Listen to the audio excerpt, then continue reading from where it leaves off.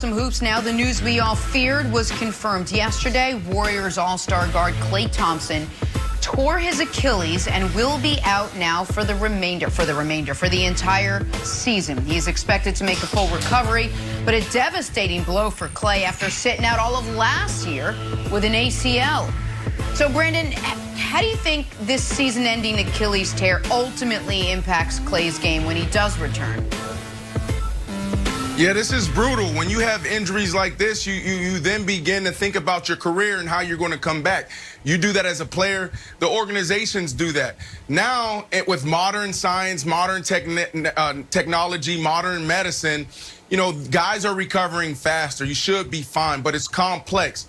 It's important that you understand how to rehab.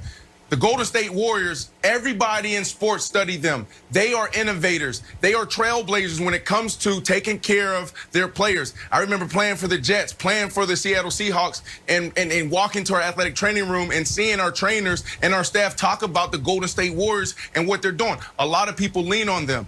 But when you look at this, man, you're like, man, the Golden State Warriors, what makes them good? Shooting. But when you look at shooting, you say, oh, man, Steph Curry's so dynamic. And then we just put Klay Thompson in a box like, oh, yeah, he's a great shooter. But that's not really the case, man. This dude is a dynamic shooter. And your feet and your legs are your foundation in sports. If you lose that, then it messes with your entire game. So if he's a dynamic shooter and we're used to seeing him create, we're used to seeing him come off of picks, we're used to seeing him stop and pop, he is extremely quick in small spaces. So if he doesn't come back and break those patterns, because when you injure yourself, you start compensating and overcompensating in certain areas.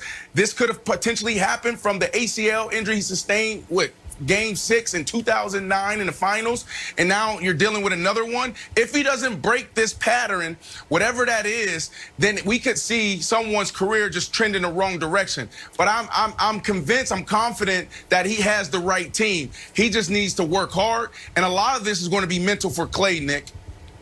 Yes. 100%. I think that's the key. I think you made a good point. The mental aspect now is going to be a big one for him. All right, so the Warriors went out and made it. Obviously, no Klay now. But Oubre in, Wiseman in. What's the ceiling for Steph and the Warriors this year without Klay? Well, the absolute ceiling is the second round, and that would be contingent on a very favorable first-round matchup. Let me preface this with, pardon me, I thought the Warriors were overvalued before Klay's injury. When I was looking at the Western Conference landscape, clearly, to me, the Lakers and Nuggets were positioned better. I thought the Mavs were going to be better. I even thought the Clippers might be better than them. So before Klay's injury, I thought they were probably going to be about the fifth best team. Now you lose Klay, you bring in Oubre, and any chance of a deep playoff run goes totally out the window. But Wilds, that doesn't mean they're playing for nothing. And the silver lining for their fans and for basketball fans is we might get to see this year what I thought we were going to get to see last year, which is Steph Curry in a different situation than he's ever been in, and to see how he can deal with it. Because the other great point guards of his era have all found themselves in this situation, and they've all made it work to a degree. So the best point guards of the era are Chris Paul, Harden, Russ, and Steph, not in that order. In 2008, Chris Paul was on Hornets team. Second best player was David West. Third best was Peja Stojakovic. They won 56 games. He almost won league MVP. In 2015, Harden was on the Rockets with Dwight, but Dwight only played half the season.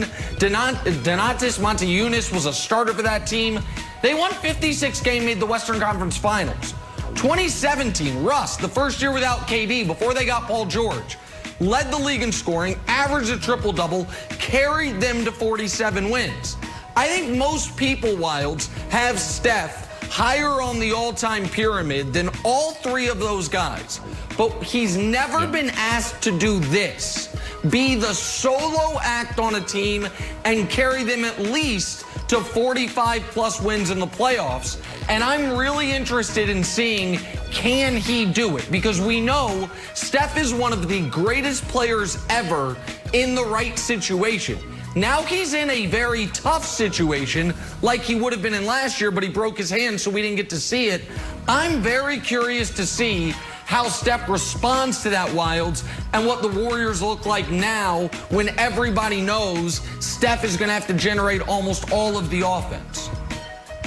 So the question is, I think it's less of a question of can Steph do it, right? Because if Steph is in an empty gym, he can knock down shots, Nick. I think the question is, does Steve Kerr want to do it? Does Steph want to do it? Is it where, hey, Clay is down, Durant's gone, let's change our entire style of basketball? Like, I don't think Kelly Oubre is there like, oh, I'm going to the Warriors. And like, oh, we play like the Rockets now? And you just make Steph cook all the points? Well, Chris Paul didn't play like that. Chris Paul found a way to do it.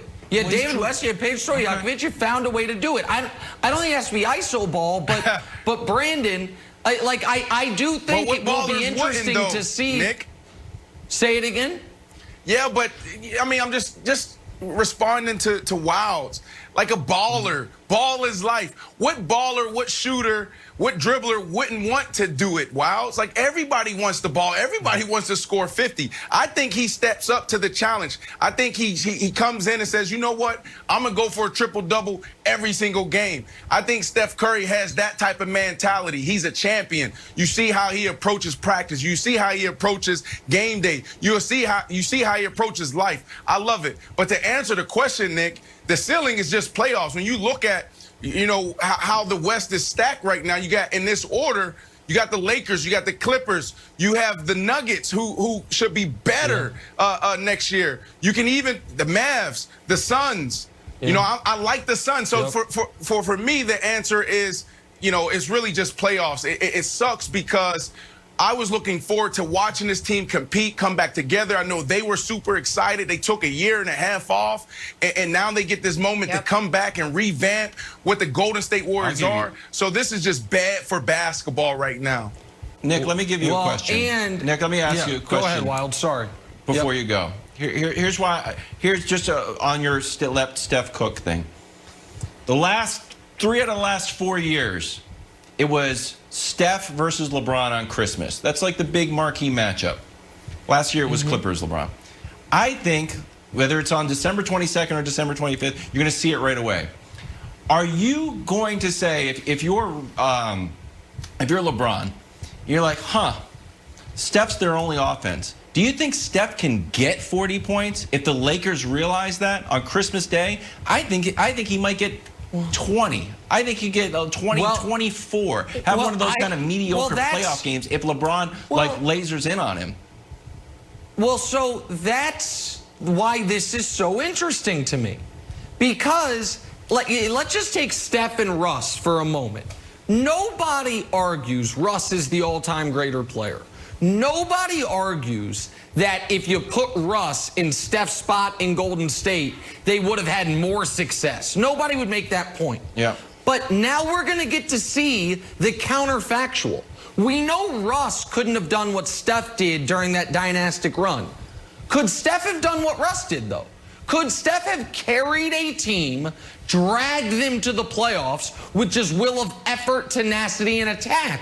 Or is he, as great as he is, uniquely suited for a certain style? Because that is, when we're talking about all-time greats, it's can you do it this way, can you do it that way? That's a question. And the other thing, we don't have time to get into it right now, but when we're talking about Steph, Jenna, Ethan Sherwood-Strauss, who covers this team as closely as anybody, read his article in The Athletic. There's a little Easter egg in there where he alludes to the question of whether or not Steph is going to want to finish his career, he's got 2 years left on his contract, in a rebuilding situation in Golden State. When Golden State's got 4 years and $150 million with Clay, 4 years and $100 million left with Draymond, 3 years and 80-some, $90 million left with Wiggins, that could Steph Curry ultimately say, who we think is a warrior for life, is that maybe not the case? I think it's an interesting question. It's a very good